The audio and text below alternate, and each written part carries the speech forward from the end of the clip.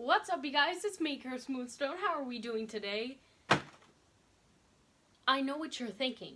This is a lot of paint. I have a hoarding addiction. I apologize to my friends and family who have had to deal with this. And before a single person asks, this is a jug that used to be filled with milk. This is now my giant container of black paint that I actually got more black paint. Acrylic is the only paint that I paint with because oil paints are messy and watercolor I can't even.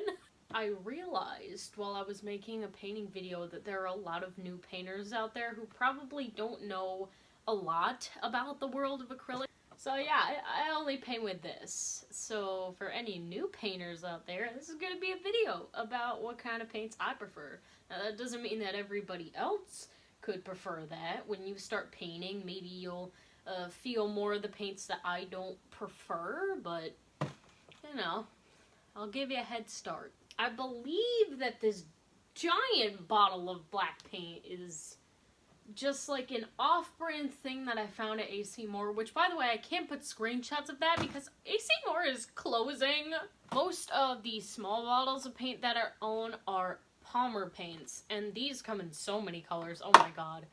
I actually ended up getting most of these from my mom, but Palmer paints, not exactly my favorite. The opacity isn't that good, and to get really any color payoff without having to layer like 500 layers of paint, you have to add white to it, and that can skew the color of any paint that you have.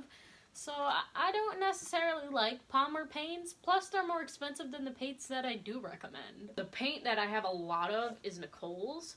I don't know if they have this at other stores. I have only ever bought it at AC Moore, and since AC Moore is closing, if I can't find this anywhere else, I'm gonna cry.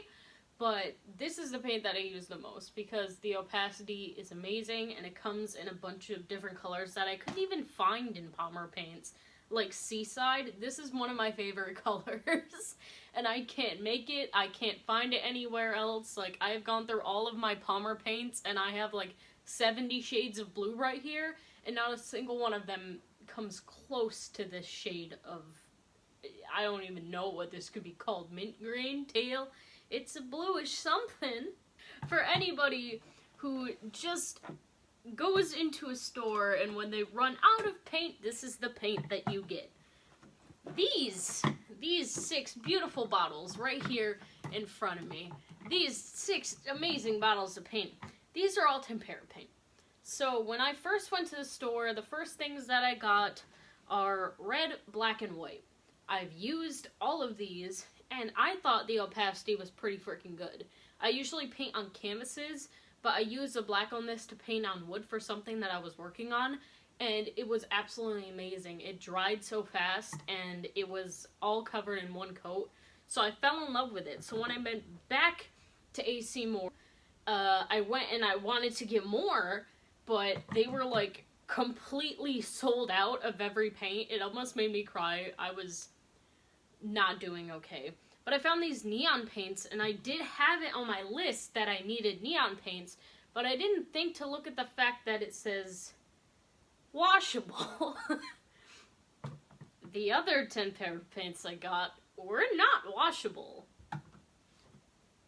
I soon realized what these paints would be best used for, which I've been trying to figure out how to do this forever. I am a fan of Bob Ross. I watch Bob Ross paint for the hell of it. I will listen to it while I do my skincare, do my laundry, while I clean my house.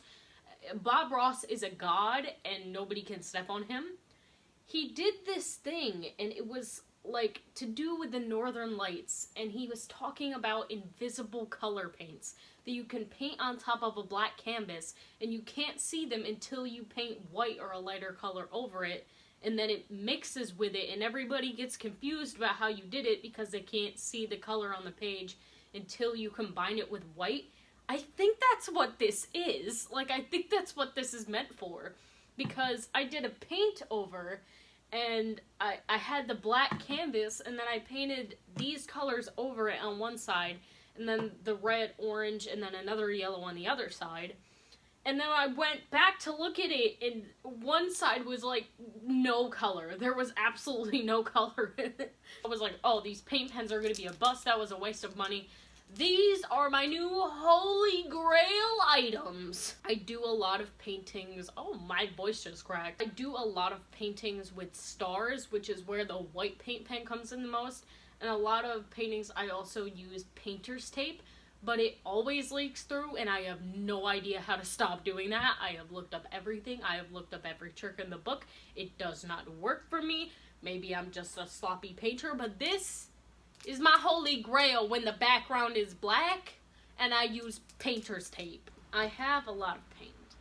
And if I could recommend any paint to new painters out there, I would recommend Nicole's, an amazing brand. I love them. They have an entire assortment of colors and sizes.